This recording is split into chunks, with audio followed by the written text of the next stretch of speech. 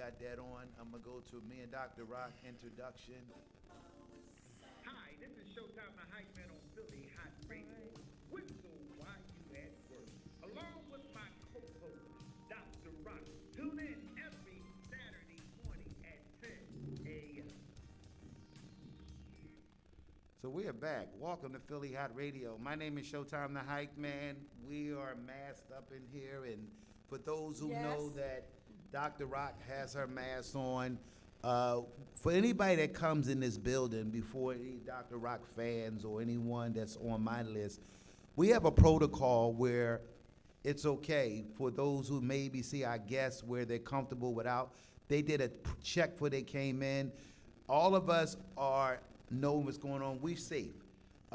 Where Dr. Rock will keep her mask on. That's right. Because she got to go home to Earl, and Earl got to go to work and pay the bills. No, it's called being safe. I know, safe. but you know, so it's about being safe in here. So we have another chair over there. We'll get that chair for her. Yeah. So we also have all our guests here today, where we're excited for those mothers and those who have going through what we are doing. We are broadcasting live around the world. Put it right there. So we are broadcast live around the world. So it's important that there you go. It's important that all of us that tune in, you can go to Philly Hot Radio. That's 2 T's. For those who will be on our YouTube, you can go to Dr. Rock page. For those who are Dr. Rock Facebook page, those who know her, you can go to Showtime the Hype Man page. For those who know me, you can go to my page also. So we are broadcasting live around here situation. So sit back, relax. This is a spiritual show. We're going to be talking about violence and gun violence in one of the killer cities called Philadelphia. Ladies and gentlemen, I'm going to introduce my friend, my co-host. It's a great honor to have Dr. Rock back. I've been trying to hold this thing up for her and me. Ladies and gentlemen, Dr. Rock. Hey, good morning, everybody. I'm so glad to be here. And now today is Saturday. I'm just happy to be here today to be with everyone and talk about gun violence today. I know everybody. I've been missing being on here with Showtime. But if everybody know, I had a situation where my son was murdered. So, we all have to we want to talk about gun violence because this is really, really getting out of hand. It really is. So that's going to be the topic today. So just stay tuned. So we're back live. This Showtime the Hype Man on Philly Hot Radio.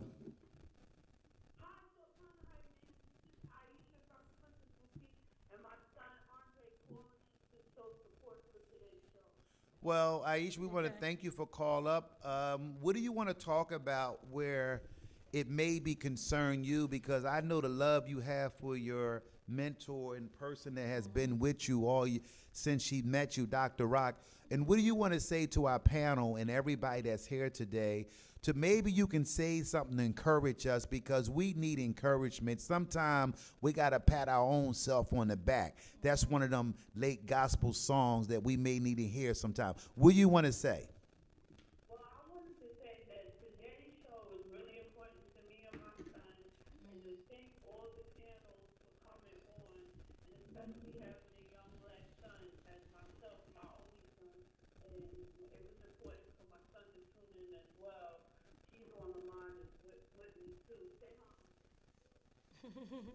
Hey, yeah, I heard his D-Voy high.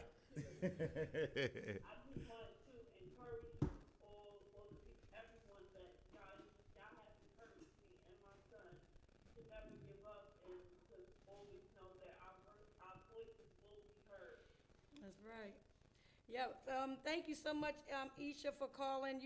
This is important. This gun violence is really getting out of hand, and because we had like 114, 2021 was 114 murders and homicides.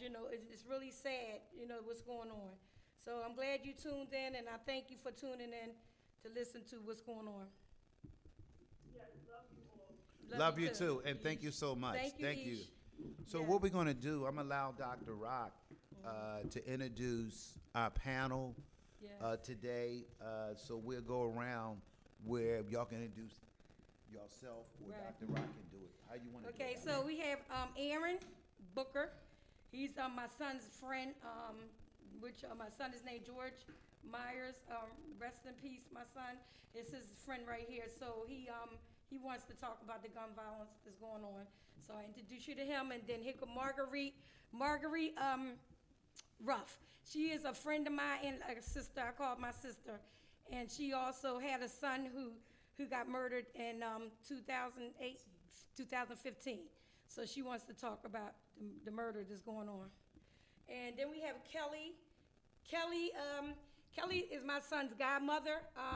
She's almost like actually like a mother to my son too. And she wants to talk, and she's my BFF.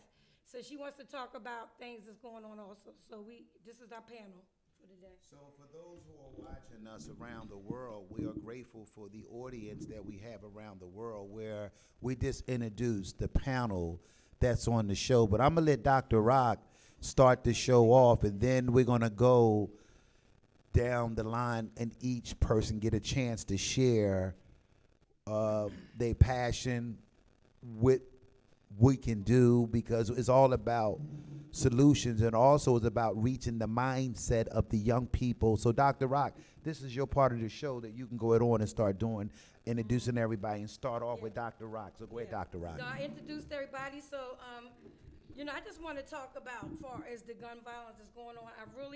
I know a lot of parents, a lot of,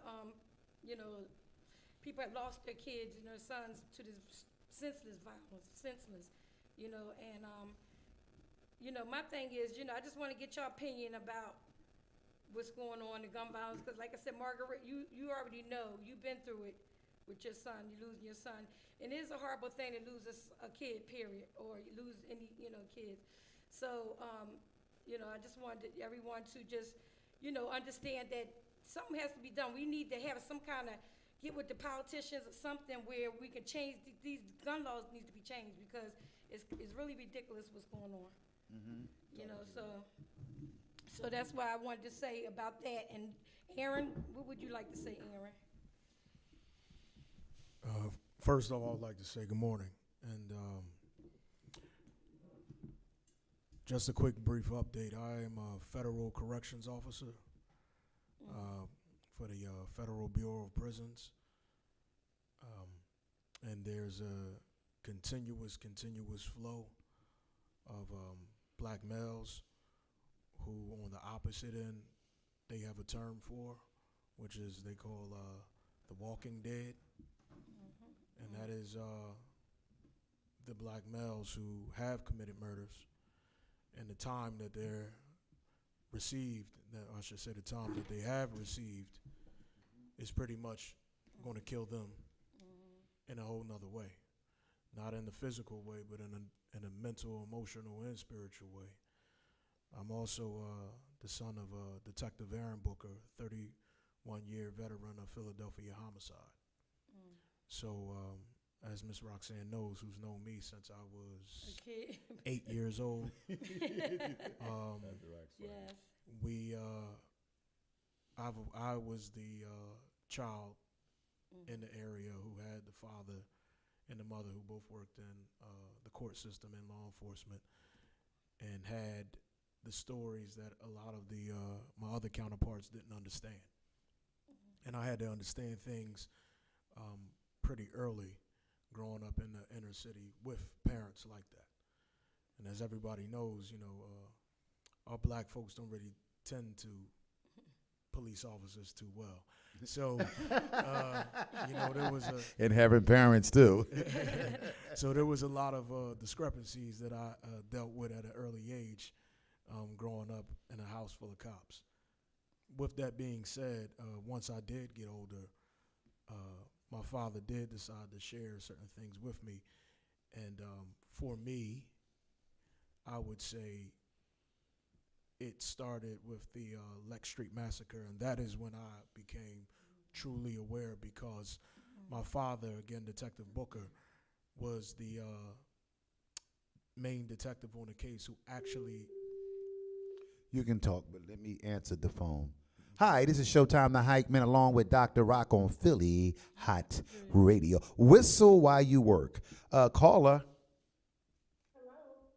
Hi, how you doing? You have a comment or something you want to say? We, Hi, my name is Letitia Burke. Good morning, guys. Good morning, Dr. Boxley and Showtime the Hype Man. hey, how Hey. you doing? Y'all talking about the gun violence. Yeah, gun violence in Philadelphia and all around the world is getting crazy. I was actually a part of that a couple of weeks ago in Gordon Alley where a man started shooting. He shot 8 people. And this is getting ridiculous. And I think my point of view that it needs to stop.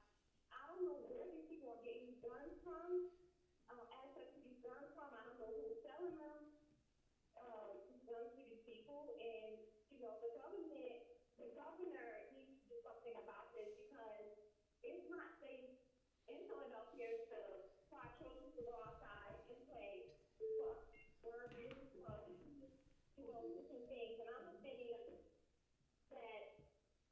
it's right for innocent people's lives to be taken or bystanders' lives to be taken. Because there's so many lives being taken, innocent lives being taken, and it needs to the city needs to stick together, especially with our Right. black community.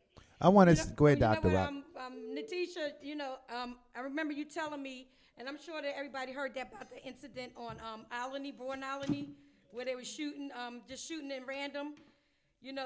That's my thing. They don't care. They don't care who they shoot. If they mad at somebody, they don't care who they shoot. And it's sad because, she could have lost her life coming off the bus, and because it was a guy that pushed her away, she was saved because of that. I want to say something real quick. Then we have 3 panels here. We want to make sure that timing wise, before I go, they just Let me 3 let me weeks tell ago. everybody, let me just say this. If y'all want to call, I hear people calling on that one number. I gave another number in case you want to call. It's 2 numbers now for us. So if you want to call that one number, you can. The 610 number I gave. Okay, good. So before this, what I want to share before you go. A month ago on the Amtrak train, the feds locked up a black male was coming from North Carolina. They had 40 guns, brand new guns that was traveling from North Carolina, where the traffic is in the city of Philadelphia, where they have warehouses and they have houses where they are selling legal guns, where the young people knows where these spots at. What happened was we have never vested money in police to get a budget to tackle on these type of gun areas, because we have a lot of positive black police officers only can do so much in the politics inside the police, where now because the brothers and the white boys and the Latinos all working together, where they just busted, where we've been doing it for 5 years. They've been polluting guns, where people come from Jersey and New York to purchase these guns, and for Boston, Baltimore, Maryland, where this traffic is bigger than me and you. That's only one issue, the guns. So I want to thank you for calling. you, The phone Isha- lines are Isha. open up. My name is Showtime along with Dr. Yes. Rock. Yeah, thank you. You can finish, then you can start. We got callers. They're going to keep calling. Guess you got to take the callers. Yeah, no, Yeah. go ahead on. So we don't you. So Okay, so just like I said, to wrap it, get a little bit more clear to the point, at that stage with the Lex Street Massacre is when I got fully aware. And I was young to see that, and for the first time to watch my father come home and show me the faces, not in the sense of how they were recovered. Philly Hot Radio. My name is Showtime the Hype Man along with Dr. Rock. We are live on Whistle While You Work, Philly Hot Radio Show. Caller. Hey, what's going on? It's Q in the building. What's going on? Philly Hot Radio, let's go. Hey, how you doing? I'm wondering everybody, I won't be long because I'm working, and of course I got y'all on speakerphone, so Atlantic City is here and everything that's going on. Good. Okay. Comment briefly. Our condolences to my wonderful, beautiful, talented sister Roxanne. My prayers to you and the family. Thank you. Of course, my baby girl, Marguerite, Yes. Justin, Yeah. praying for peace and some answers to get all these situations resolved. God be with y'all. My point is this: we as a community, we can't wait for law enforcement to try to react. We have to be proactive. Right. We have to do more in the community to get these guns out of the street. We waiting for gun reform, but that's only for the people that's legalizing guns. These kids that's on the street with these guns, they have no respect for law. They have no respect for human life. I think the law has to mandate more fines and more punishment. Just triple the fines, because they never gonna pay the fines anyway. I think the law has to be more. It has to be more strenuous and disciplined, so cats know when they out there doing this foolishness that there is no sorry, there is no boo-booing. You're going to get punished to the full extent of the law. These cats have no fear. They have no respect of the law, so they're not going to respect any other individual because they don't respect themselves. I hate to say this, but I gotta say it. We have to make examples out of these people Right. that live recklessly and have no respect for life. Well, I want to say something. To take control of that, and we have to mandate. We as black men, I'm gonna say it, we as black men, we have to be accountable. We gotta stop being scared of these young boys. We gotta go back and take our communities back. We have to be a force out there so these kids know, they were white men. We can't do this, that, and the third because they have that amount of respect for you. We as black men have to be accountable. That blood is on our hands.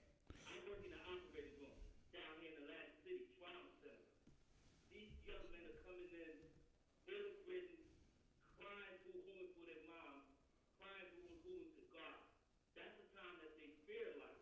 No, we have to take back our community. We have to get them involved. We have to have activities, which has to do with politics. I understand that. But we got enough men down here. I put together a coalition of men that are firefighters, coalition that includes people that are policemen, people that have trades, plumbers, carpenters, to come out into the community centers and teach these kids to We're craft. gonna let you talk Give next, them okay? something to do. They have nothing to do, so it's cool to be on the street corner hustling, having these guns on you, committing these crimes. We have to change the mindset. We have to change the lifestyle. As myself, I'm taking accountability. Me and a couple other brothers are taking accountability because we're sitting back watching, saying, "Why didn't we? What can we do? This is what we doing." And I encourage every black man to get involved. Every white man, every man get involved with the community to help change the mindset. Right. First, it's going to be a cycle of the same thing we're doing, wondering why nothing's happening. We can't wait for politics. We can't wait for government. Each man is accountable. If not, in my opinion, the blood is on our hands. Wow, I love all of y'all. love you too, and thank you. Love you too. Love you too. Thank you for calling. Thank you. So what we're gonna do? We're gonna allow. Yeah. Marguerite Ruff. There We you go, want- Dr. Rock. Marguerite Ruff, this is, she would like to speak on the gun violence and also if you would like to speak, anything else about your son or anything. Yes, good morning, panel, good morning, host. Thank you so much for allowing us to be here and giving us a platform to speak on. My thing is, the rallies and stuff, they're all good, but it's temporary. They're hyped for that moment, and then next day, next week, it dies down. Another thing, we need to get the babies from kindergarten.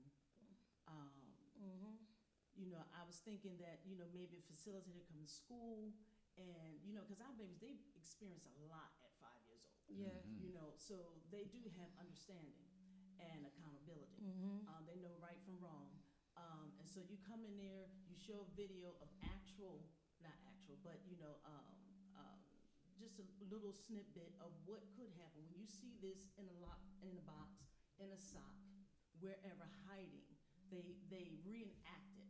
They would see children reenact it, and then they stop it and say, well, what do you think would happen if this person does this? Let each child speak and give their idea of what they may think would happen, and then start the video again and let it, play out. Show them what could happen if they do this, what could happen if they do that. They need to see a visual and also hear it. My son was murdered in December 2015. He was born in December and he died in December, 6 days before Christmas. And he knew this person. And My thing is, I can forgive. God charges me to forgive. There are a lot of people involved in this, and he was actually sought out. And I would like to know what gives him the right to decide that he should not breathe again. What gives him the right to take his Right. life that he doesn't deserve to breathe, doesn't deserve to see another day? My boy wasn't perfect, but he loved God. Mm-hmm. He loved me. Yes. Amen. That's right. He loved his family, It's okay. It's okay. and he was getting himself together. Yeah. Months later, college had called us. Said when the orientation was coming, I didn't even know he had applied. Mm-hmm. So he was going into school, and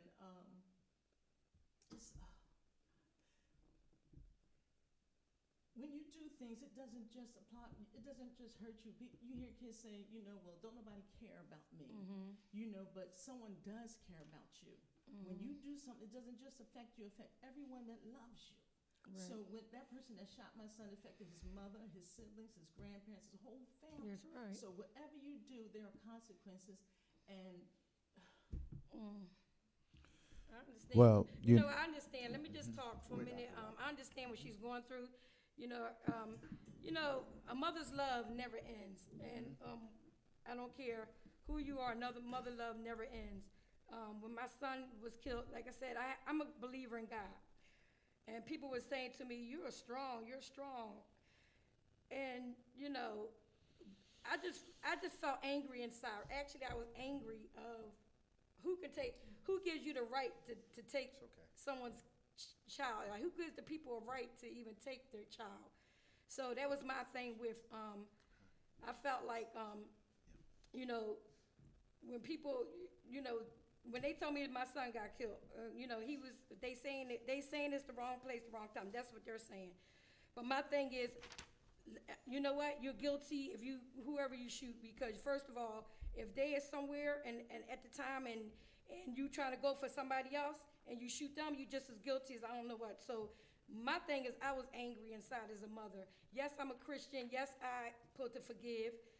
But because it just happened, I don't have that. I try to have that forgiveness in my heart, but it's hard because I need them to be court, because I felt like, my son was doing nothing but coming out of the store. Okay? And he gets the bulk of the shooting, gets the bulk of the bullets. So my thing is, if you was after somebody else, and you have a beef with somebody else, you don't need to be shooting all around the world, because then you kill kids, you kill babies, you kill anybody. So, I don't know how y'all can live, and I don't know how people can even sleep at night knowing that they killed somebody. And it says, my thing is, when you kill somebody, God says, thou shalt not kill. And if you are a believer, evidently they're not believers, because if you're a believer, that's one of the 10 commandments, thou shalt not kill. So if I'm talking to the person, if they listening to me, I'm letting you know, you took a part of my heart when you took my son. That was my only son, okay? So I'm letting everybody know, whoever's listening, I don't care, I'm live, okay? And it really hurts me that my son is gone. And I would also like to say that this is my son, Justin. He was at a march that was downtown. I forget the young man that they were marching for. And this picture says to me, Mom, don't give up the fight. So I want to thank you for allowing me Take your to time. speak for him. If anyone has any information, it's happened in Southwest Philadelphia on Belmar, 55th and Belmar, on December 19th. Someone knows something. My condone to you in your fight for your son. Your son spirit this arise over you as I was looking, because of my spiritual eyes. I just saw him touch you. He said, Mom, I'm all right. He said it's okay to cry too. I want y'all to know that those who are mothers are watching us around the world, where it's okay to cry. I told Dr. Rock, I don't care how long it take you. That's not mine. Do what you have to do. For you, I want to tell you something where God has allowed you to keep the torch. Sometimes we thought our children would carry the torch. And you are a great inspiration inside your son. You look just like him. I did. Look at amazing, the cheeks and everything. So I just want to encourage you. You have a right to cry. You have a right, whatever it takes. But we're going to fight this fight. Where I have did a big investigation where 40% of the murders they don't even get solved. And we have men and women are walking around the streets, know that they killed someone where they have never been caught. But God, that person, they can't go through this life because God is in full control of every murder that think they got away. Where this fight is bigger than us. So I want to just encourage you, we're going to be all right. Sometimes we can't handle it, but we know life in this day of time that we have to be stronger to hold on. So we're going to bring our next guest. Introduce our next guest. Our next guest is, she's very special to me too. She is my BFF, and we've been BFF since, she used to watch my son. Actually, she used to watch my son when he was like, how many months old? I guess 6 months old. Wow. And I used to go to work at the time, and she was watching my baby. So he actually had a second mom, and Kelly Tilly is his second mom, and she just want to talk about anything that she want to talk about. Caller, you can hold on, or we ready to announce that. So how you doing? Welcome to Philly Hot Radio. Whistle while you work. Yeah. Showtime, the Hype Man, and Dr. Rock is here. Yeah. Caller. Hello. Hey, how you doing? Hello. Hello, it's Sean from Rica Radio. Hey, Sean from Rica Radio. This is Showtime, the Hype Man. We're live. This is Sean from all over the world. This is over in England. He called from England, where they are also having these type of shootings. So, Sean, how you doing? Thank you for tuning in. I'm doing really well, and I'd just like to say firstly how brave these people are, especially Dr. Rock. Yeah. Hey. On being able to talk about these things. I mean, we don't have these problems in the UK, but we're still fighting for you in the USA. Wow. I just think you're so brave. Thank you. Thank you. Yes. It's hard. Believe me, it's very hard to be, I have my moments, that when I'm by myself and, I cry to, myself about my son because I miss him. You miss him. I gave birth to them. What gives anybody a right to take your child away when you give birth to them? Yeah, I mean, the figures are absolutely shocking. I mean, on, the Wake Up, Rise Up Live for Peace concert that we're doing for the guns, I mean, the figures are absolutely shocking. I mean, I've got 24-hour figures sat in front of me, and between yesterday and today, there was 105 gun deaths. Wow. I mean, it's just, there was one child killed between 0 and 11. That is correct. Yes. Yeah, and three children killed between 12 and 17. That is correct also. Yeah, one mass shooting. That is correct too. I mean, I can go on, I can go through this list. This is over UK. And they watching what we're getting happen over here. I want to ask you a question before you go. We want to thank you because the time over there, it got to be at least 2 or 3 o'clock in the morning where he lived at. For you to stay up to watch our show because it's a big hour different. And I want to thank you for calling up and your concern over in UK. We really appreciate the UK that is really praying for us because we are getting slaughtered where we're not getting a lot of help, where money has not invested to fight back. In this issue, it's more than gun violence. It's a sidetrack because of jobs, education, programs, where they tell you to give a gun away and get a gift card. The politicians don't have a spirit to fight this, not to back the politics shit.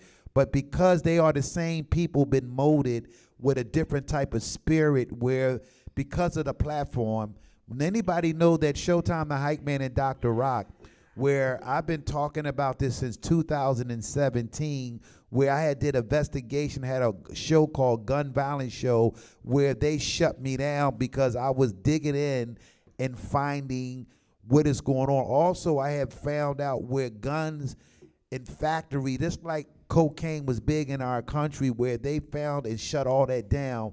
But they know that because of the Afro-American young men's and brown men's, and it's targeted reduced. 500 babies died in 2020. They got a billboard on 95. For those who are watching us in the world, it's a set where we are seeing so many 2,400 people been shot. Let me say that. Hear what I just said? 2,400 people been shot. We're not talking about the death. We're talking about people that have been shot at that is still living. So we can go on, but we want to thank you because for calling over. We really appreciate that, and I want to thank you for helping me. I'll be broadcasting live on his radio show in UK, Showtime the Hype Man, starting next Sunday from 7 to 10 p.m. That is correct. Is that right?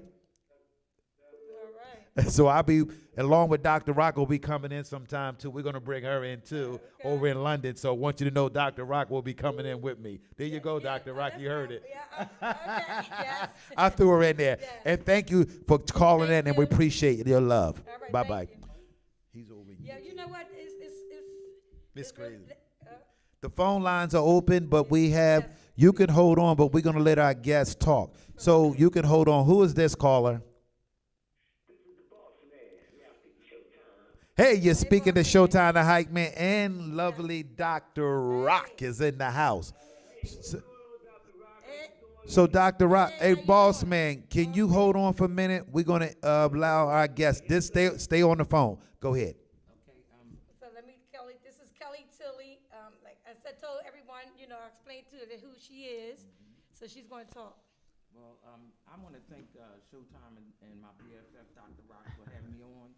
I appreciate it. Just let me get a chance to speak. Like Dr. Rock said, I used to watch Georgie when he was 6 months old. I had no children. So what I consider myself, because I was raised that way, is I was the village. And that's what my cry of help is, bring back the village. Come on. People, please, just stop this.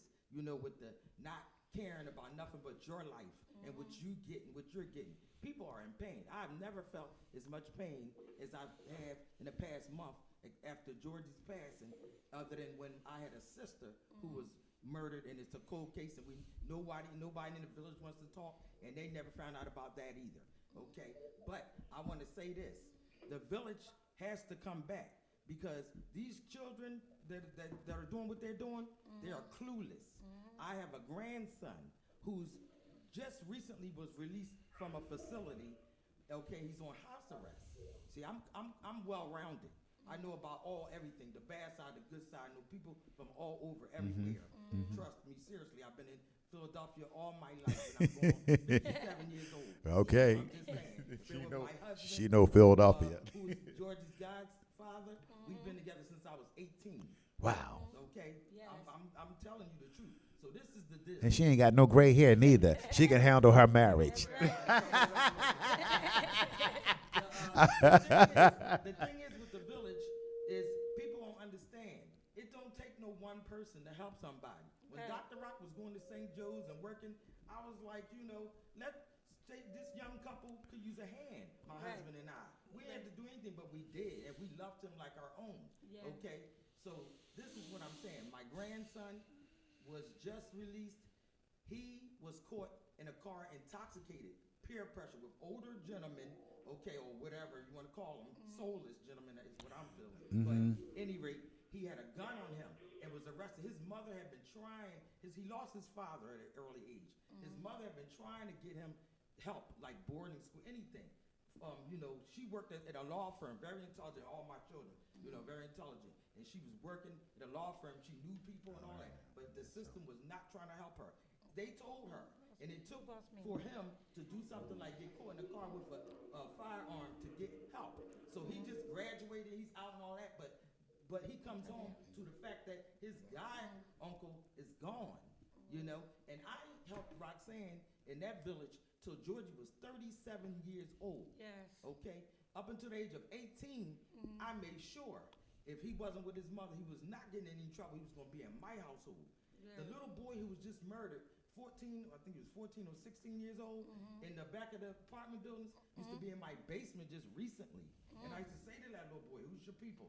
You know, do they know you're here? You look so innocent. You look so young. Why are you with these little thugs? You know, I'm trying to work on them. And he used to just smile. He's gone. He's Yeah, gone. it's so sad. He didn't have any, his mother, from what I understand, had passed. His sister was raising him.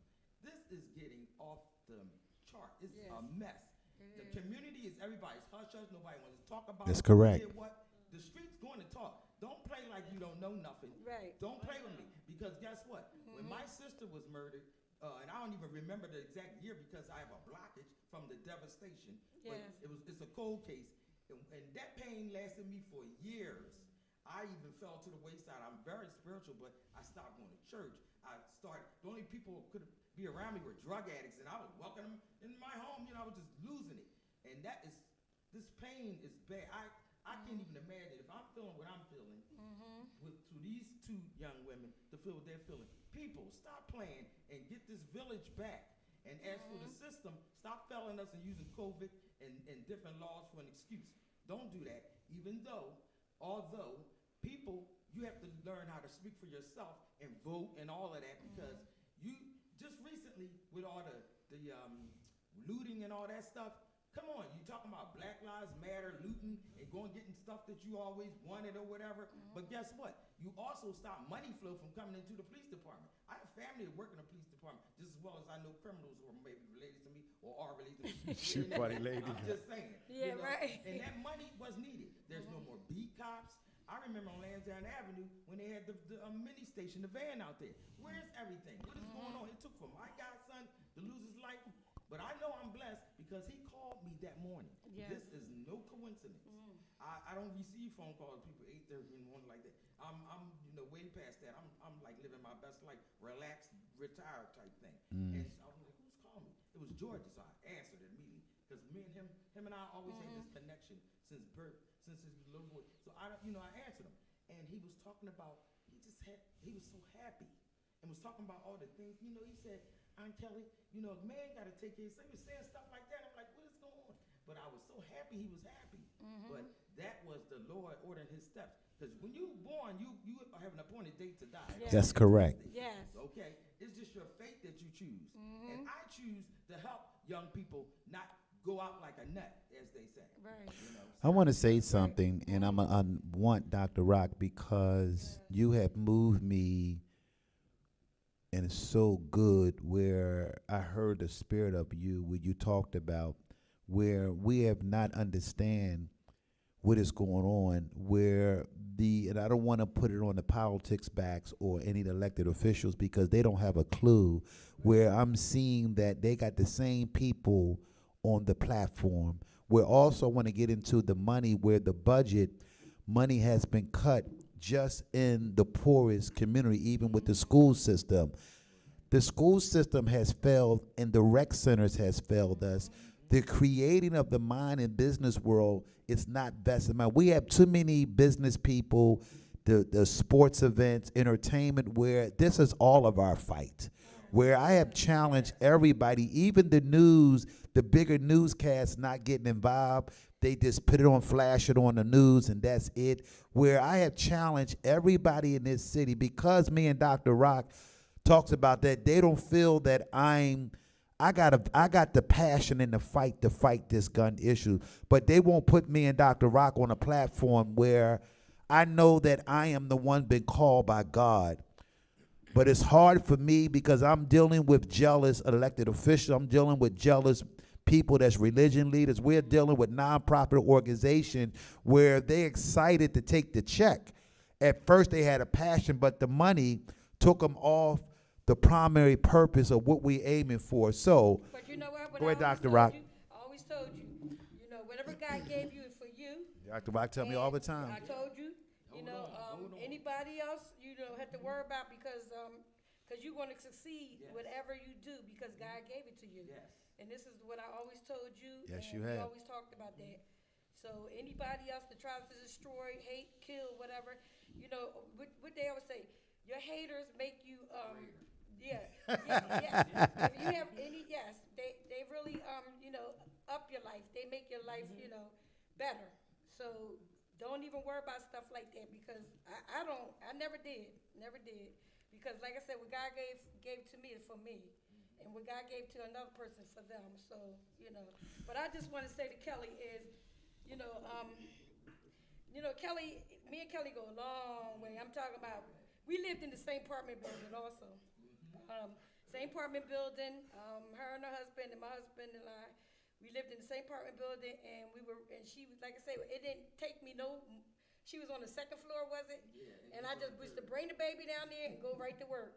Because, see, I worked for the school district. I was working for the school district all those years. So she would always help me out. And she was such a good person to help me out. And I really was blessed to have her in my son's life. And my son loved her. Yep.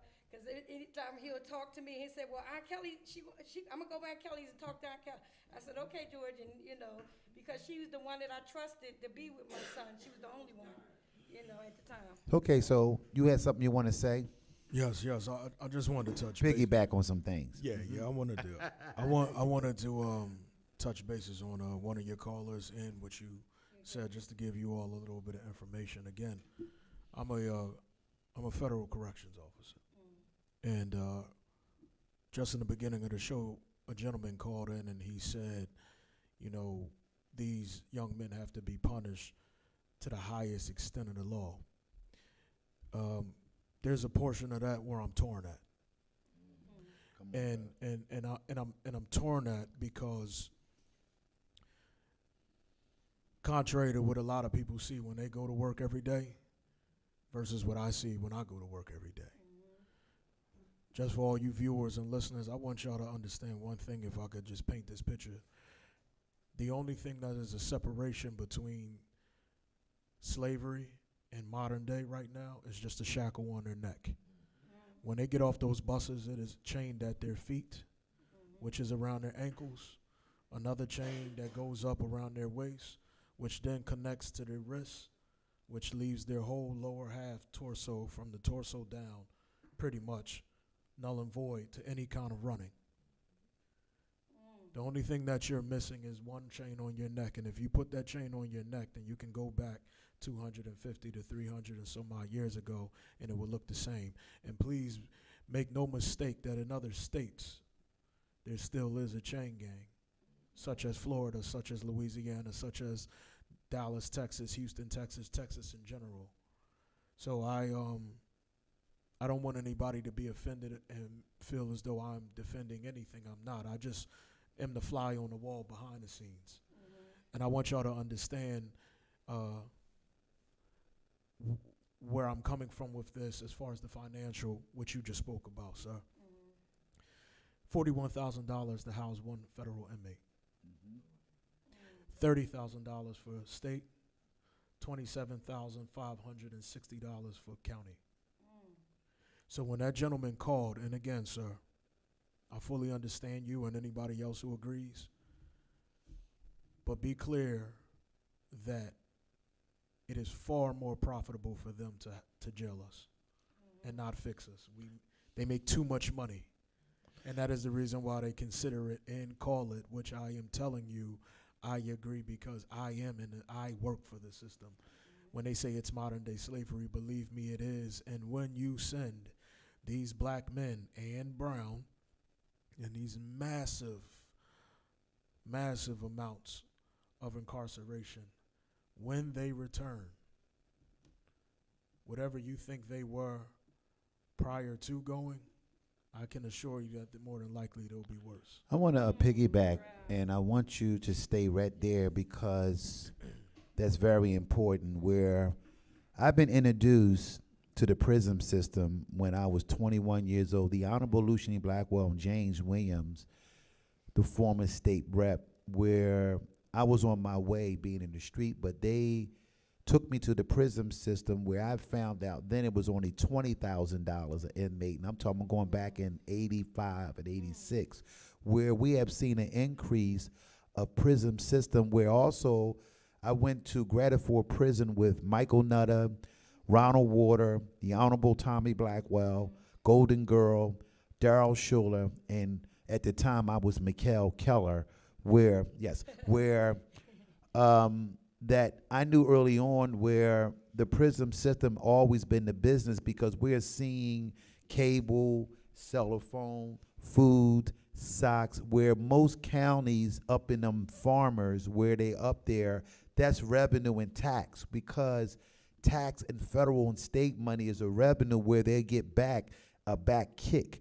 This thing is bigger than us, but because the Afro-American community leadership, it has become watered down, and I'm a fly that's in the politics scene, where I have been introduced early on at the age of 18 years old about the way this system go, because I speak against the system of the Afro-American elected officials in this city of Philadelphia, where they will shut a guy like me up. And also, he's taking a chance to do what he's doing today, and he worked there. Because of that, they will find any rules or policies, because mostly black officers that work in the prison system or work, they always give them the rules, but the other people, they get a hand. And he has seen a lot of brothers go in and out in this system. So I want to thank you. Yes. So Well, I just, I also want to say that about Aaron, because, we grew up, he grew up on the same street that my son did, which is Winfield, but 54th Street, that area. Georgie and Aaron used to play together so much, and I told everybody I was more like a mother of a girl, because when he used to go out there and play football, and they used to tackle him, I used to be screaming, "Oh my God, my son is getting hurt!" But my son is getting hurt. So I'm just saying, because I was one of those type of moms is always, if anybody know me, I always looked out for my son. I don't care what it was. I don't care what it is. I always looked out for my son. He was my only son, and I tell people that every day that yes, that was a part of my heart. But he lives. He lives. Far as I'm concerned, he lives.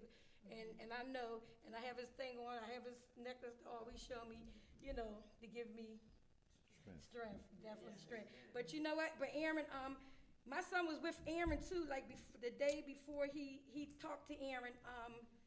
2 hours before he got killed. Aaron said that he was over his house. He said he was just here. We was just talking, because Aaron was one of those positive guys that I always wanted him to hang with. Okay. And I was happy that he was hanging with Aaron, and I said, wow.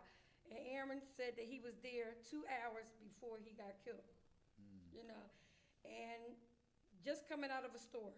This is from what I'm understanding. He got shot coming out of the store. But my thing is, let's get this together, and I hope everybody's listening. I hope all over the world, because we have a lot of mothers that's suffering. I'm in Mother's Charge.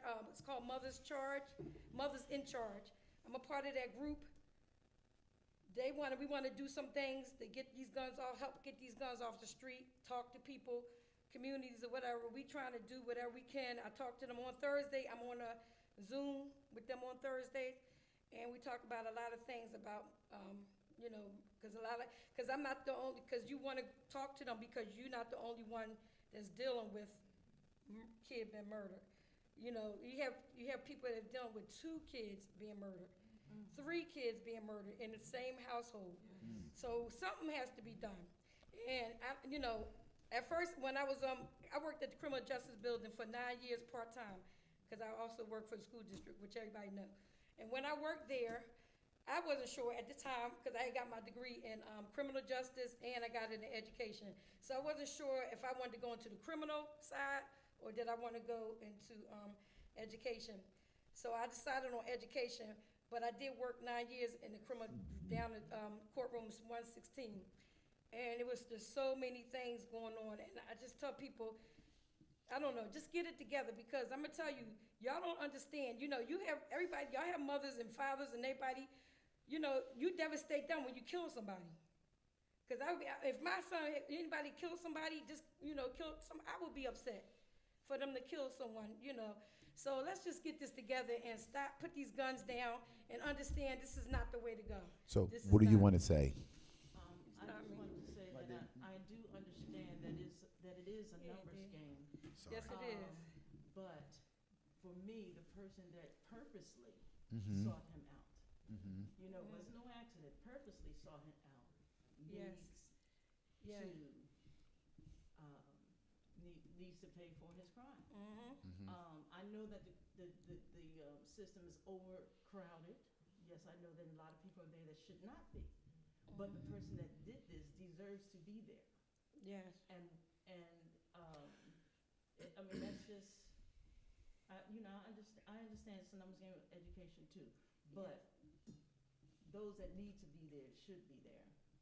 And if that's, you know, shackles, whatever the punishment is, that's what needs Yes. to be done. Yes. Not street justice, but criminal Punishment. justice. Yeah, criminal. Yeah, but it's really hard. A lot of times, you know, you put the, yeah, it's hard. It's hard for mothers to forgive, but they say, you know, because I'm a Christian, you're supposed to forgive, but it's very, very hard when you take a child's life. So Aaron wanted to say something else about Georgie. I would just say that I'm more on the lines of the numbers game and the policies and the politics behind it. Okay. And oftentimes I have to just go into things very focused, because for us as black folks, we have so many variables that it becomes overwhelming. For example, you said pain.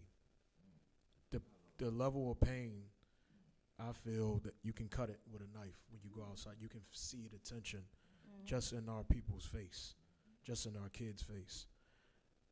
Getting to as far as the background that you're familiar with, and to a lesser degree I am, finances.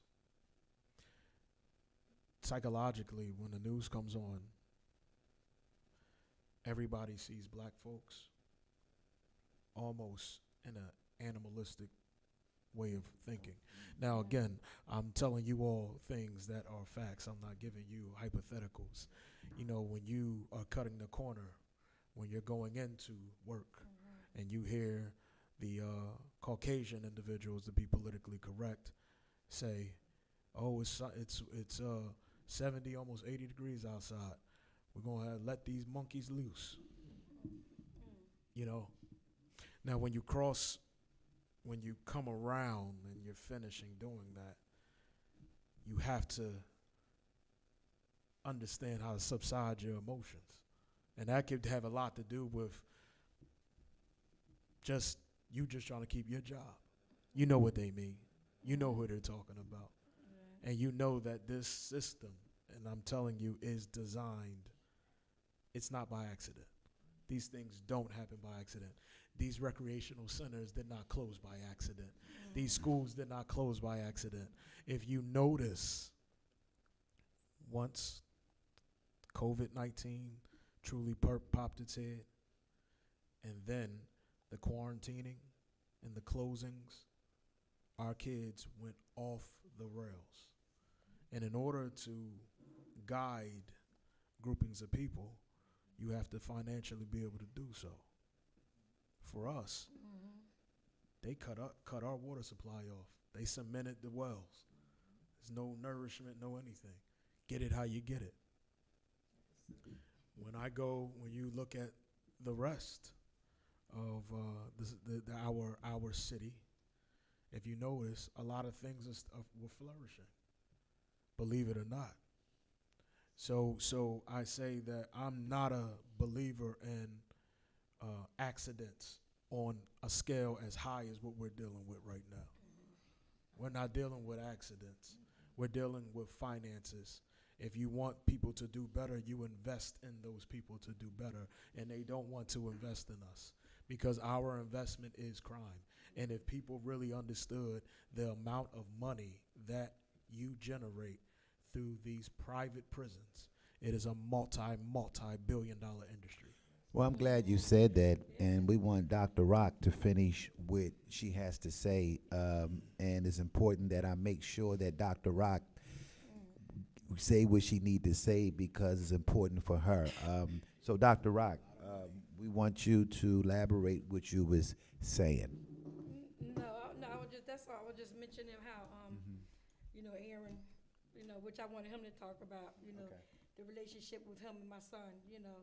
That's why I invited him also because, he's one of my son's good friends, you know, and I wanted him to, And he wanted to do well. yeah. Like Yes. you Yes, know, he did. we're not gonna get into details, but Yes. the difference is that they always say, why do they say they were a good kid? Look at their background. They love to say that. They love to peg us. If we don't have a stellar background. I mean, again, death is death for anybody Yes, living. yes.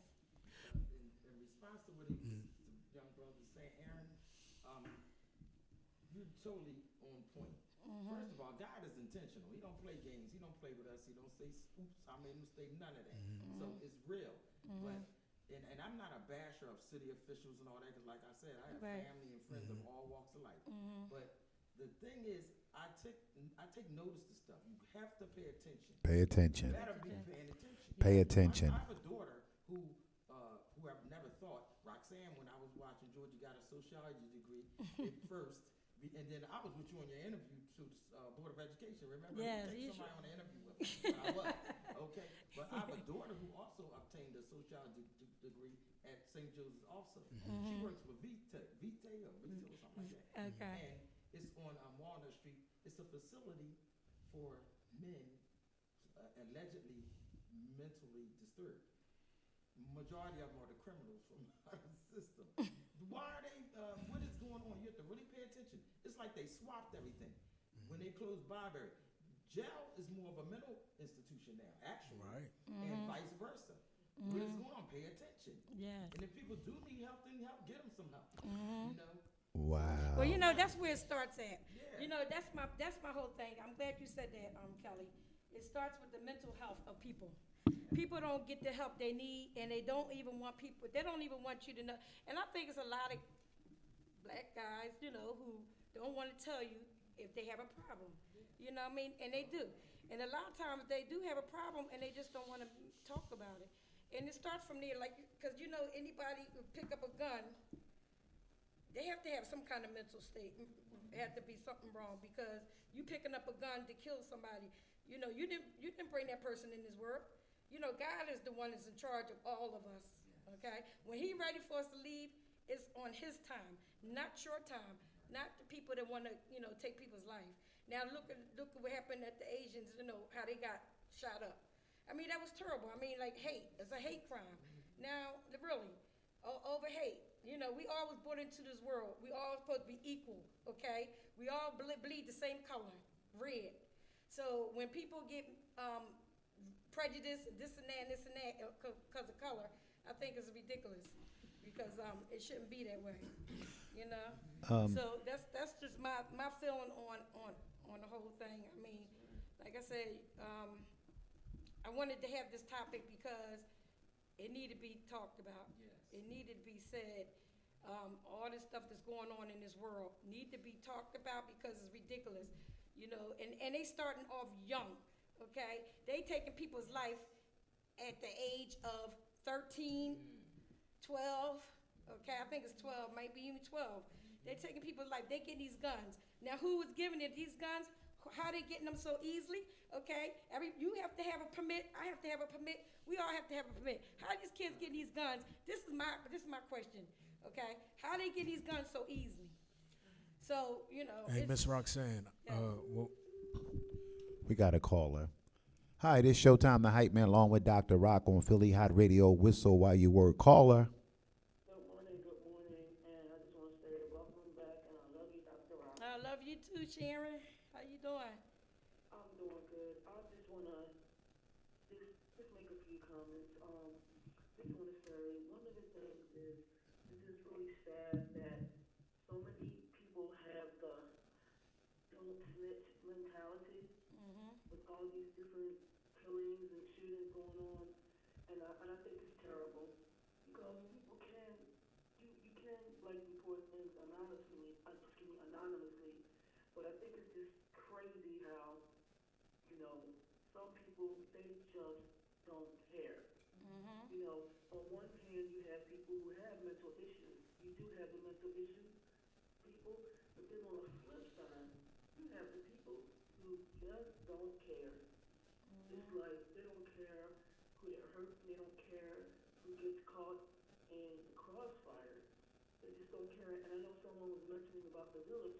The sad thing about it is just to take the village, but nowadays people are like, mind your business. Yeah, I mean, Mind your business. Mind your business culture today. And it's sad. it's because people are scared, and then they say that they're going to put you under surveillance. They're going to protect you. Do they really protect you? That is my question. Do they really protect you when you do tell? See, this is my thing. This is what's going on in this world. Even though, people should. I feel like they should. I mean, tell whatever, because people are losing someone every day. Right. Loved one every day. So I think they should tell something because it's only right to me. It's only right. Sharon, we want to thank you. Anybody that called, this is Sharon. She's been trying to get her here to fit in with us, but she's been real busy because she's me and Dr. Rock. If I'm not here, she come in replace, but she's been busy because of the schedule what she's doing. I want to piggyback where we had a nonprofit organization called Grown that was here. These brothers did 27 years in prison apiece, where they got locked up at 17 years old, where the men's inside the prisons are having programs now that are lifers, where soon the young men's come in. They are building, not by the state, not by the feds.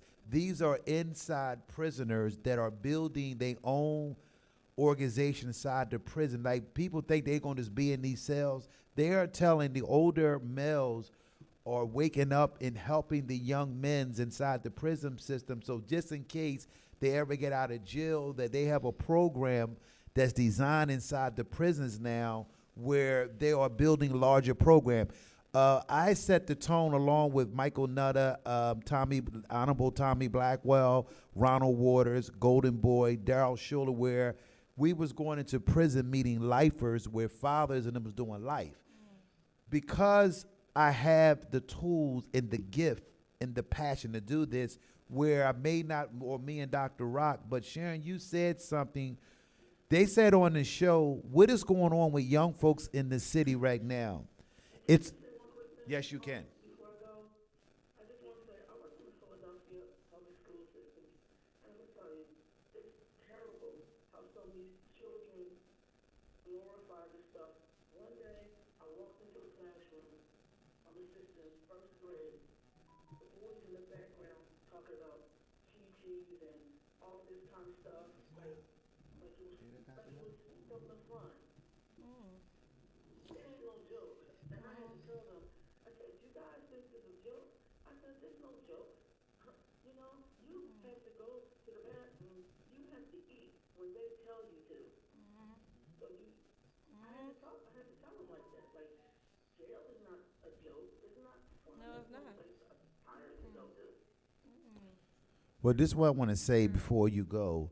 What is going out in the street? This is from the brothers that came home. They have a program called Grown Program. What they do, they go to the poorest where these guys are shooters. What is going on in the black community where it's all about how many murders you got under your belt? Where the guy said, I don't want to hear nothing you got to tell us. It's all about the rep of how many men I killed, young men.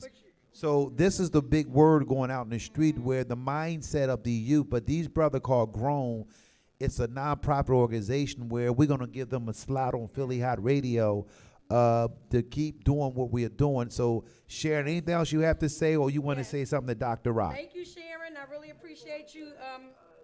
Yes. Yes. Still, thinking of you, Yeah. anything you need. Oh, thank you. Thank you.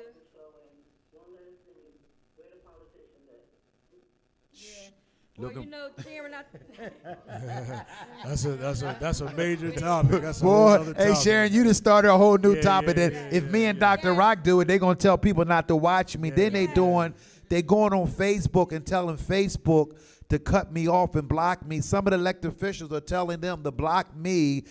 He don't know what he talking about, so they are blocking anything that me and Dr. Rock that's is why doing. I always said, don't say names, don't say nothing. If you have anything to say, if you can't say nothing, don't say nothing at all. That's the way to look at it. Yeah. They blocking me. They calling Facebook. Yeah, Well, I know. right. Yeah. Okay, well, thank you, Well, Sharon. know, We thank love you. so much, Sharon. But you know what? It was a time where I said, you know, it's murder, like getting killed, like somebody getting killed close to home is my son. It's close to home to me. You know, I might have said closest. You know, yeah, the closest, right? So Real my thing close. is, people might say that now. Oh, it never happened to me, or it won't happen. You never know, because I'm gonna tell you something. You can walk out the door and get shot. Somebody arguing with somebody else, and you get shot because they're arguing with someone else. You know, all right, man. in your home, you could be in your home anywhere. I'll say this. Hey, blowing up. Thank you. They blowing up. You, the way you started the show, I think it was ultimately important. You said what I say often. You're spiritual, Yes, right? yes. And you didn't say you're religious. You said you're spiritual, right? I did. I'm spiritual. You know, I say that because I believe we're in a spiritual warfare. Come on with it. You know, so Yes. what I was trying to convey, and we all have our views, but the lane that I'm taking for this time period is I'm trying to just speak and give y'all actual facts, not just my opinion. Right. And the devilish things that they do, that I'm telling you that they do. For example, you said they're trying to get you off Facebook. You said that there were gentlemen who did 27 years apiece. While in the system, when they watched them trying to set up these groupings within the prison system, during the past administration, let's be politically correct, because we don't want them to do anything. We'll just say past administration. I want you all to note that they went in there and they cut their CDL programs. They cut their barbershop program. They took away the juice, so they only gave them a Powerade, certain days of a week, and water the rest. They also defunded. They also told them something as simple as, we will not replace your dumbbells because it makes you guys too strong, too fast. So if you break them, you better just use your body, because that's all you get. Now, mind you, we're talking about the federal system. So when I'm saying these things is that the why I use the spiritual and I said the warfare, because for every step you take, people have to be aware and not look at it as though it's not coming to mind right now. Conspiracy theory. This is not conspiracy theory. They are against you. They do not want you to grow. Black people own less than 1% of economics in this entire country, yet we are number one spenders. You understand? I got that one, didn't y'all? That's not by that you have to understand that again. We own less than 1%. So in other words, we're 1%, literally, just 1% of economic equality in the country that we built for free, and we are number one for highest consumers. So they make sure that anytime we take a step, that they put so much money into making sure we stay backwards. Because when you close those libraries down ways ago, you close those schools down, you have to ask yourself, why did our schools have so much asbestos? Now, believe it, before the schools closed down, remember the elementary schools were out for 90 days prior to. So you have to have, you almost adding 3 months prior to a year and plus. So these kids are almost a year and a half behind for Dr. Rock, who I've known to be in the education system for so long. But I'm sure you know what you did for a living versus what I do for a living versus the politics and anything else. What's the term that they use? So we're School going to to- just take a breather. Okay. We want y'all to take a breather, all of us, because we're just going to do a little breather commercial for 30 seconds. I want everybody to take a breather. We're going to get back. This is a breather because we're going to, actually, we are doing, actually, it can go for 2 hours now, our show. That is correct. So it can go for 2 hours. So we're going to take a break in between because it's a lot of talking. Hi, this is Showtime the Hype Man on Philly Hot Radio. Whistle while you at work. Along with my co-host, Dr. Rock. Tune in every Saturday morning. Man, they try to take you off Facebook, man. They've been a couple of times. They know you're dangerous. So we are back. We took a little 30-second break where it's fast. In this life, you better be ready for everything. Before we get into the second half of this show, we want to thank our panel. We want to thank our caller from UK, where we over in Canada, London. They're watching us in Brazil, where I didn't know that me and Dr. Rock, where we never knew how big this show, but what we did was me and Dr. Rock showed that black people can stick together through storms and trials and tribulation. She get to know who I am, I get to know who she is, where we have built a chemistry where, for those who know that I always acknowledge Dr. Rock. Everything I do, like she got my back, I got her back. And the reason why I start the show, I'm a spiritual guy. Spiritual people are energy people. Spiritual people are positive people. Spiritual people always want to help people. I have ran across people that are non-spirits. So I kept wondering why that I don't fit in, where the people that control this city don't have a spiritual fight in them. Where the prison system have people in the prison system that run the system understand the lapse where we was gaining, where drugs, education, and our family started separating when you have brothers and sisters don't even communicate, where we went with the religion leaders, not to knock the religion part of people belief. I want to make that clear to my audience. But the black community got 7 different religions. So if you fighting off of each other and trying to represent, it kills the love. Me and Dr. Rock is about love. Love is the most powerful vehicle, where we are missing love inside our household with people. The first thing we got, I don't like him. I don't like her. How can we go on financially and build an enterprise, a big corporate business, when we never learned how to spend money and learn how to love each other as a race? Where we find 80% of the non-spiritual people are running this country. 80%. The 20% are here. We are the 20% that are fighting the 80% of the spirit people that run things. I can't get a platform. I can't do this. But I know the God that I know. I have lit up a candle for Dr. Rock. She don't know that. I bought a white candle to set her free from whatever she's going through. She is living George L. Myers' life right now. Each and every one of y'all are living inside. You're living your son. I haven't experienced that yet. Yes, but Go ahead, Dr. what I Rock. wanted to say was, it doesn't matter how long, how many years, you're gonna always grieve for your child. And that's what's going on with Marguerite. Mine just happened. Somebody asked me, they were just surprised that I was even on the line with mothers in charge. They said, "Oh, I'm surprised you even on the line," and because they knew I just lost my son, and they had lost their son like so many years ago, and 20-something years ago, whatever. But the thing of it is, they still grieving the same way I'm grieving, because they love their child, and.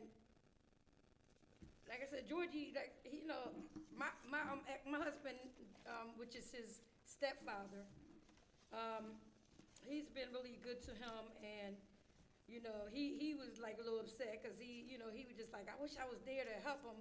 You know, we just couldn't be wherever he was at. We just couldn't be there.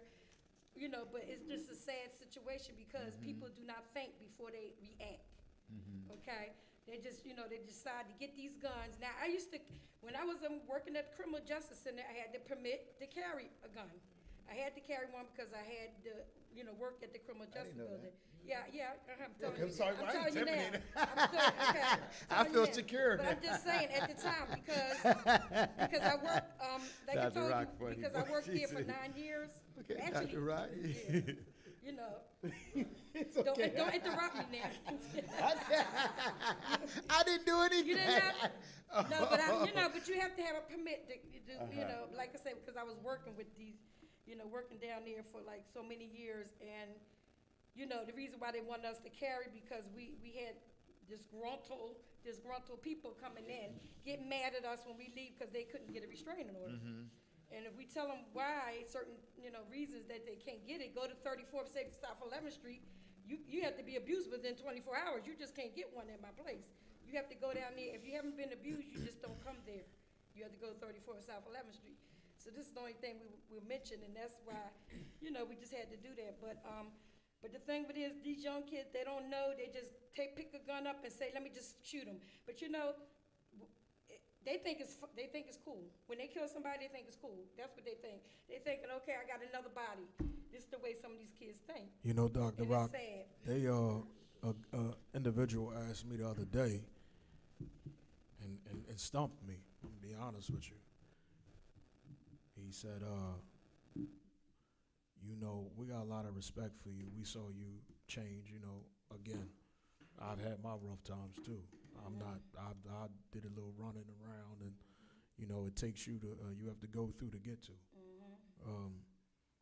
But he said then when I was just thinking about the pain, and the level of pain that you see in these young men and women, because our females are getting pretty rowdy too. Yeah. Like Big business for the I'm black so women. glad you said that. I'm glad you said that because they had a they're carjacking getting with girls. Now that's Girls. multiple carjackings, to be honest with you. Multiple- Multiple ones. They're going after And the black females Yeah. prison system. Now you got more black women going to ever, prison ever than ever in the history What of history about America. the lady that was going to the store and the girls jumped her? Yeah. You See, know? right now it's like what he asked me. He said, "What's my outlet?" He said, "Be honest with you. If you're coming and you're talking, what's my outlet?" I said, "Well, give me 5 minutes, my man, and give me an example." He said, "Well, me and my homies are hungry. One of your guys, not you specifically, but say some guy comes around and he decides that he wants us to do better. But then we have another big homie down the street who told us, listen, if y'all want to get in the game, just make a couple runs. That's $150 a day." Now he said, now I'm hungry. He's hungry. My other homies are hungry. Can I eat tonight off of just your words? Or can I eat tonight off of his words? I can feed my little brother and sister. I can bring home $150 a day. Now, mind you, these young people are, believe it or not, they sell so many drugs. They don't realize how good in math they actually really are. That's another thing. Yeah. They actually they actually are pretty quick, right? 246 say he put the math. $1,200 a week. I can tax free. Oh, whoa. But he said I can go home and I can eat tonight. So if you came, he said, if the way you're talking and an individual came down here and started preaching to me, how can I eat tonight off of that? Because I know he goes to work and he's a 9-to-5er and we ain't trying to take nothing out of his pocket.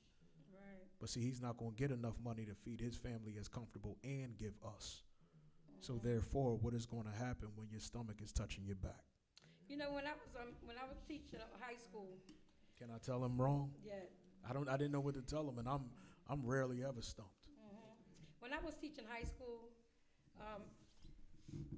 the boys, I used to, talk to the boys and tell them they don't want to be a statistic out here. I said, whatever y'all do, you want to have an education because it starts right here. Actually, it starts in elementary school. I keep telling the kids, like, when you're in elementary school, it starts right there with your marks, and it follows you all the way up to when you go into college, because you want to be able to get in college. If you get a certain mark, they would not accept you in college. So I would always talk to the boys because I knew I had a son. So it was like more I was partial to the boys because I knew about my son. And my son used to always come up to the school with me and visit. And all the girls wanted to be they kept, you my mother now. Because they liked my son, but they were younger girls, but my son was a little older. But I say all that to say, I used to just always talk to the young guys, and they were from the areas of North Philly and all that, because I worked at Strawberry Mansion High School. So I wanted to always have conversations with them because I don't want to see none of these boys out here either dead or in jail, because if they don't get an education, a lot of times this is what they wind up doing if they don't get this, go out there and get what they need to get for themselves, and They call it the school to prison pipeline. yes, and that's what so it's very important. So I chose, instead of being a police officer or anything, but I still into social work because the fact that I don't mind, because I was a BSc one time. I was a mobile therapist before, and mobile therapist, that's what I was, and so that was part-time. So, I say all that to say, I decided to do the education because I know it's more important, and teachers are important, because without an education, none of us could be a lawyer, none of us could be a doctor, none of y'all can be anything without an education. It's the foundation, right? So that's why I always believed in, so I just felt like that's what I want to continue to be, is an educator. And I'm still educating the kids. I might have retired, I might have did my 30 years, but I'm still helping with the kids because they need us. They need the teachers, because teaching never going to stop. Teachers always going to go in. You're going to always be teaching for the rest of your life, being a teacher. Well, thank God for Showtime and what he said in the beginning. Yeah. Because the word religion just means way of life. You could religiously spit on this microphone and you religiously microphone. Oh, Lord, go ahead, sister. It's about your spiritual she got, boy, they in trouble now. It's about your Yes. spirituality. And these kids don't have it. It's like they're born with no souls. This is crazy. Yes. And this has been written. It's in Revelation. Come on. I'm Right. going to this, Yeah. but I'm just saying, like, let's not lose focus. Yes. The government is Satan's realm. I'm just going to say that, and I might get in trouble. But anyway, I say. She said, I'm going to get in But trouble. You have to be really paying attention to the spirit of the children. I pay attention to my grandkids. When they do something, I'm like, that was wicked. Don't do that. On top of the fact that I might pop you, don't do that. Right. But nobody's keeping it, in some religions, and I'm going to say this. Nobody are- keeping it are real. Only sticking to their own little groups and all these stuck in these little groups. It's not about that. It's different types of love. You got agape love. You got all kind of love, and God is love. Let's get with this. Yes. If Yes. I love, I was taught to never hate. I love just about everybody, unless I don't know you. And maybe I don't know you, but I don't like a lot of people. Let's not get that twisted. Yeah. Because the spirit ain't right. I can't have no No, spirit she's real. in I my- like that. in my- She's real. In my house and all. I tell my Come girl, on. don't be bringing certain people. What spirit you bringing in here, girl? You trying to get put out? Yes, You just yes. have to really pay attention Right. to what you're doing, and we need to really pay attention to this. Yes. Because this it is what it is. God spoke about it. So I don't. After all the deaths and the hurt and the pain I've been through, I'm at the point where it's like God said it. I'm Right. just going to live, and that's when I said when my BFF went through this recently. I didn't know what I was going to do. I've been to a couple funerals, several funerals before that, where young people dying from being sick, which is kind of abnormal, like certain sicknesses. And I had one mother that told me, I was like, "What can I do for you?" She said, "Just bring my child." I'm like, "I can't." I just felt so helpless. Yeah. I wasn't having that with my BFF. The pain I went through when my sister was murdered, I wasn't having that with my BFF. It took me. The hardest thing for me to do was, like on the second or third day, to ask God, "Lord, help me to not hate this person that did this to my godson. Because I'm just like any other person in my flesh. I wanted to pack up the piece in the house and go find out a few people on the avenue. Yeah. But I don't live like that. Right, I'm right. spiritual, and I'm gonna stick to that. I like that. Yes, because you know what, I always say it, and people hear me in the mornings, because I do have a video all the time about God. God is our reason for our season. God is our God, and if you don't serve him, if you don't know him, I think you need to get to know him, because he is, well, that was the only reason why my strength comes from him. I could be in a mental hospital. I could be here, I could be there. It's because my strength comes from God. Because this boy, when I tell you my son was so in my heart, he's in my heart, and he has always been in my heart. And I have always, everybody say, oh boy, you live for your baby. I said, whatever, whatever I try to do, they say spoiled, he was spoiled. But my thing is, it's a difference from being spoiled. It's one thing if you want to keep him on the right path and you spoil him in that way. And then it's another thing that you can spoil him in another way. So my thing was, I was spoiling him in a way that I wanted to make sure he stayed on the right path. Because I know out here is not really, it's not a good thing with a lot of these guys. And just hanging around different crowds is just not good. It's not good at all. And I used to always tell him that, try to watch who you be around, because you don't know what they're into. Or, you could be with them and same thing. I mean, he could have been talking to them in the store or something, but he got the, so I'm just saying, if he knew them or if he didn't know them, if they was after the other person that was around him, he got it. You know what I'm saying? He got the shot. He got the, so he got the bullets. So my thing is, I say all that to say is, first of all, whoever did it shouldn't even been out there shooting nobody. It's a way you handle things. It's I want to go get some mental help. That's what they need to get, mental help, because it's the way you handle things. You don't have to always take out a gun to shoot somebody in order to prove your case, or in order to prove who you're mad about or you're angry about. Oh, and if it's over money, get a job. I mean, my thing is, if it's over money with anybody, just get a job. I mean, it's really crazy that you take away people's lives for over money, people selling drugs. Let's stop this, okay? And I'm not saying that, because everybody's so perfect, I'm so perfect enough. It's just that I'm saying this because it should not be, And I'm going to say it because when it comes to me, I never took a drug. I never even thought about no kind of selling nothing. I never even did none of it. And so my son, he's seen nothing but a woman a spiritual woman that always did. When I say did nothing, I never even tried anything. Nothing. I'm talking about, people come up and they say, oh, let's try it. No, I didn't even want to drink. I didn't never really even drink nothing. So I'm just saying I'm saying all this to say that, this is the way I raised, because even if my son even smoked anything or anything, if he ever did anything, I would always say to him, I ain't never do that, or I never did this or did that, and that's because, we all, you be around certain people and you just learn the way people are, and that's just the way it is. But my thing is, I mean, it's just, I don't know, I'm just letting y'all know everything I feel inside, because It's this is okay. the way it is. This is the way it is for me, Sometimes I think you guys. yes. Sometimes I think you guys had it better, and You I do? know I Yeah, do. we did And in I childhood, and I yes, and I we and I did. say that because there's a lot more morals and values. Yes. Like you can say it takes a village, Village, yeah. and you've lived that.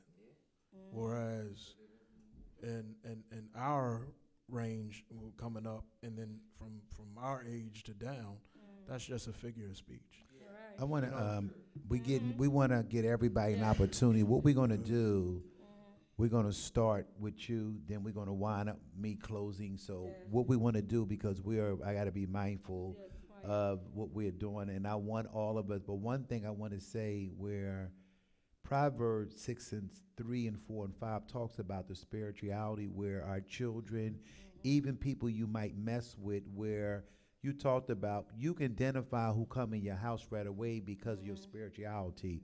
Where I was telling people that have been in long relationships for 30 or 20 years, where you try to get away, but them years of spirits inside of you will cause you harm, where even girls, young girls, or somebody you might meet for the first time, where they might been in a toxic relationship with them spirits, where you can't handle a good spirit relationship. It takes years. So I want you to talk of about 3 minutes, three. Then Dr. Rock get a chance to do what she do best as my co-host. Let's give Dr. Rock a great round of applause and blessing, which she did to come back on Philly Hot Radio. So we're gonna start with you, and then we're gonna end with me. Well, I know that my BFF is a woman of God.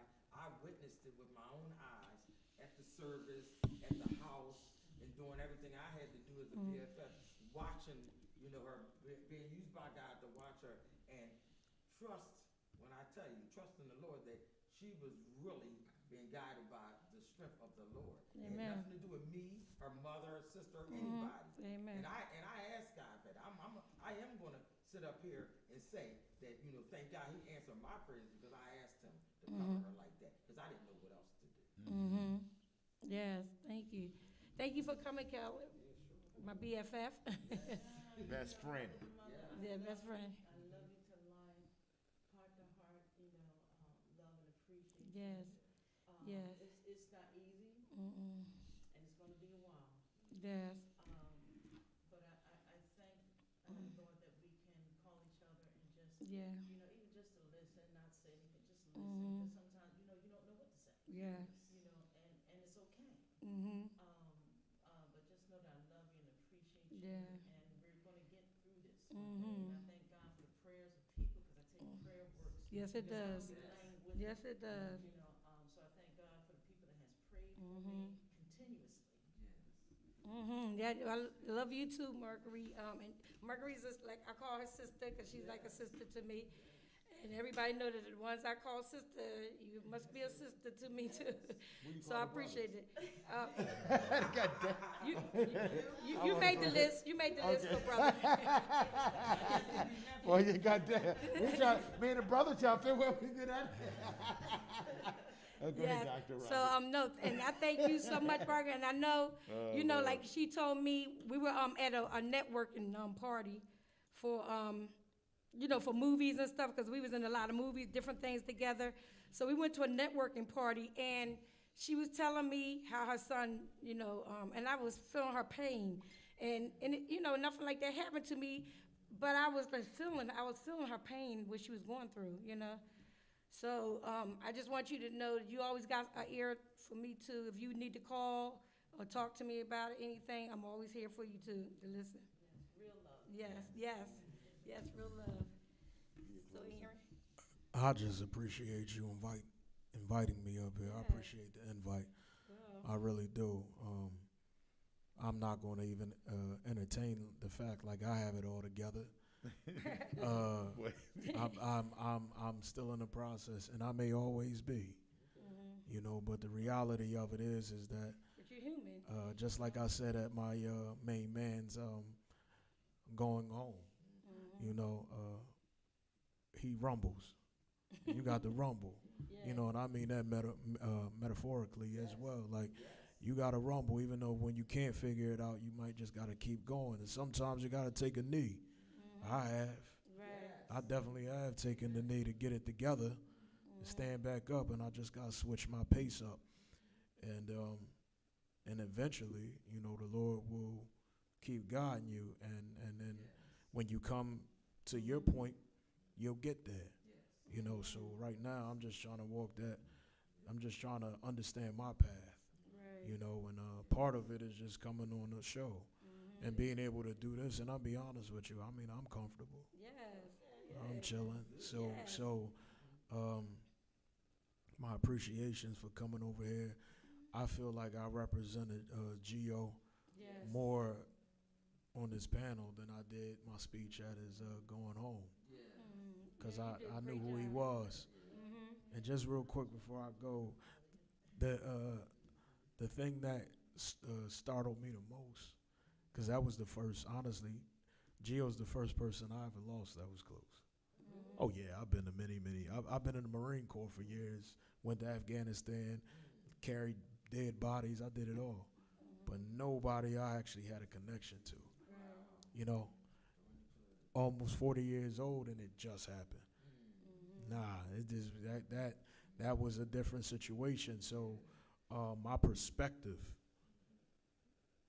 changed, which then led me to realize it doesn't matter how old you are, something brand new could come into your life. You ain't never, you don't, whenever anytime you think you got it under control, you better get it together again. You know, humble yourself. Hey, that's right. I've been humble. That's right. Thank you. You know, this should have woke up, you know, and I always said this should have waken up a lot of young ones, you know, young people that, you know, for knowing God too, you know, because a lot of people don't, a lot of young people don't. But I want to thank you, Aaron, too, for being in my son's life and being a friend of my son. When he told me he was always with Aaron, I was just like, hey, I just felt good. I felt great. I said, you with Aaron? Okay, you know, because I was always a stickler for make sure you hang with good people. Make sure you know, I was one that put him on punishment. If he didn't have a good grade, they called him a punishment boy because. Yeah, that's true. That's true. Summertime, you know what Gio was? He can go to the front porch. Yes, that's right. Indoor front porch. Yes. You can come up to the screen door and play with him. She would let him do that. Yeah. He wouldn't come outside though. He couldn't come outside, right? Because they get good grades. I always told him, I said one thing about a kid in my house that I raised is always going to have their diploma. They're going to get good grades. And he had, actually, I never showed everybody, but Georgie did have Empire. He went to school for Empire, so he has a certificate home for that, and he did finish Lamberton. So I was very proud of him, and that was my last words to him. On February the 14th, he called me and said, Happy Valentine's Day, Mom. Now, usually, it's so funny because my son, on Valentine's Day, I guess he must have a girl, so he don't be calling me really like that. But he, you know what I'm saying, usually. But he called me and said, Happy Valentine's Day, Mom, I love you. And I said, oh, George, Gio, I love you too. I'm so proud of you because I know he wanted to start his business and he wanted to do something. He wanted to do some different things in life and start his business. So I just told him I'm proud of him. So that was my last words. That's why I always tell people, you know, my last words was, you know, I love you, son. And I think, like you said, God ordered his steps to talk to me. He ordered his steps to talk to my mother. He ordered his steps to talk to his godmother, Kelly. He ordered his steps to the people to go see before he was going to leave home, to go home. So, you know, I just say all that to say, you know, he was a good person. Gio, they loved him, loyalty, the people that showed up at that funeral. Oh, my goodness. It was so many people that said to me, oh, we loved your son. Matter of fact, we used to be friends with his father. Now we was friends with Gio. So they said, we came to talk to you, you know, and because we really served. So that's how kind of person he was. He was very loyal, a good guy.